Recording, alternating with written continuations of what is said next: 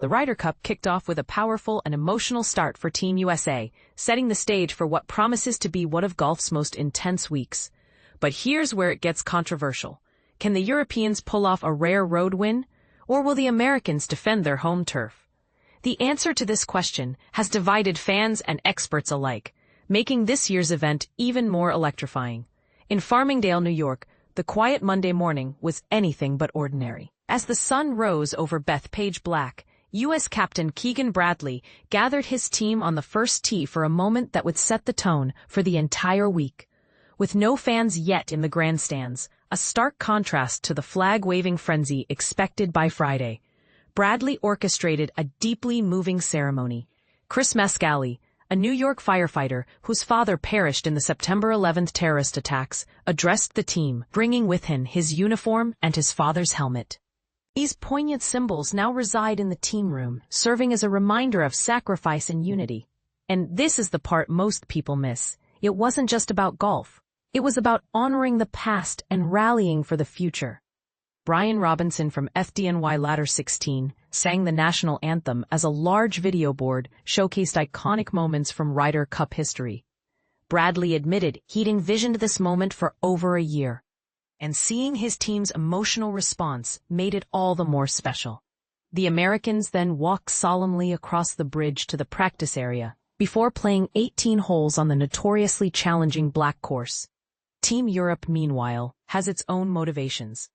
After spending 2 days at Bethpage Black a week prior, the team dispersed, some staying in American homes, others playing Long Island's top courses, before reuniting for what they anticipate will be a monumental challenge. European captain Luke Donald dressed his team in salmon-colored pullovers, a subtle nod to the 1987 Ryder Cup, when Europe secured its first away victory at Muirfield Village. Bold move or mere symbolism? Either way, it's a reminder that history can repeat itself. The Americans have only lost at home 4 times since the Ryder Cup began in 1927, but Europe has proven it can rise to the occasion, most notably in the miracle at Medina 13 years ago. Donald emphasized the importance of unity and history, stating, "We're here to try and do it again." Yet Europe's recent losses at Whistling Straits, Hazeltine, and Valhalla loom large, raising questions about their ability to overcome the odds. Bradley's player groupings for the practice round offered few surprises.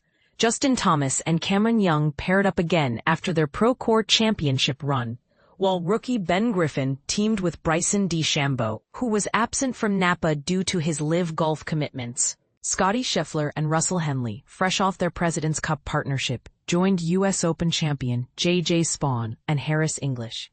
The final group featured Patrick Cantlay and Xander Schauffele, longtime partners, alongside Sam Burns and Colin Morikawa, who triumphed in Marco Simone at the last Ryder Cup.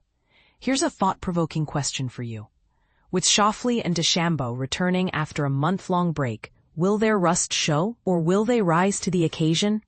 And how will Europe's near-identical lineup from 2023 fare against a determined American squad? Despite the rivalry, Bradley and Donald share a friendship and a common sentiment.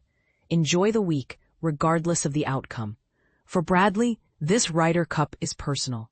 After playing in 2 cups, the last in 2014, he's now leading the team as captain, reflecting on his career and urging his players to savor every moment. Sometimes in your life and career, you have to take stock in what's happening around you, he said.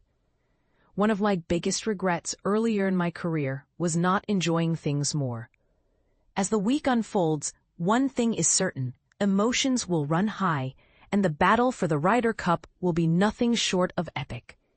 What do you think? Can Europe pull off the upset? Or will the Americans dominate on home soil? Let us know in the comments.